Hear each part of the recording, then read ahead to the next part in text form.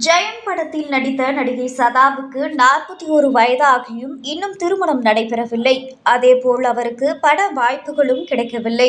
இதனால் தற்போது சதா என்ன செய்து கொண்டிருக்கிறார் என்பதை தெரிந்து கொள்ளலாம். சினிமா துறை, சீரியல், மீடியா துறை என எதுவாக இருந்தாலும் அதில் நடிக்கவோ நிகழ்ச்சியை தொகுக்கவோ வருவோர் ஆரம்பத்தில் டல் அடித்த பிறகு பீக்கில் செல்வார்கள்.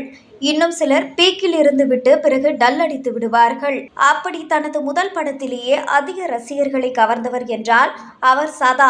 ஜெயம் படத்தில் நடித்திருந்தார். இதையடுத்து அந்நியன் படத்தில் அக்ரஹாரத்து பெண்ணாக நடித்திருந்தார். இவரது இயற்பெயர் சதாப் முகமது சையத் என்பதாகும். இதுதான் சுருக்கி சதா என வைக்கிறார்கள். மகாராஷ்டிரா மாநிலம் ரத்னகிரியில் செட்டில் ஆவதற்கு முன்பு இவரது பெற்றோர் கர்நாடகா மாநிலம் பெல்காமிலிருந்து இடம்பெயர்ந்தனர்.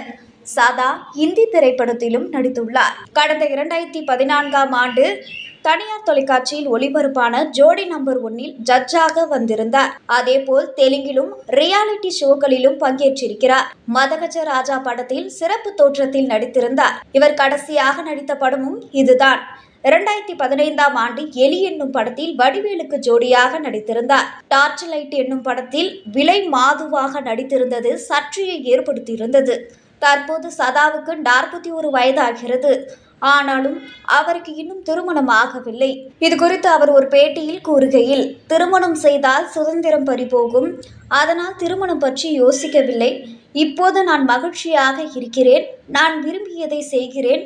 திருமணம் செய்து கொண்டால் இது முடியுமா என்பது தெரியவில்லை என்றார். தற்போது அவர் புகைப்பட கலைஞராக உள்ளார். ஒரு காட்டில் வாழும் பல்வேறு நிறங்களை கொண்ட பறவைகளை அவர் புகைப்படம் எடுத்துள்ளார். அந்த படம் அற்புதமாக இருக்கிறது. அவரை ரசிகர்கள் பாராட்டி வருகிறார்கள்.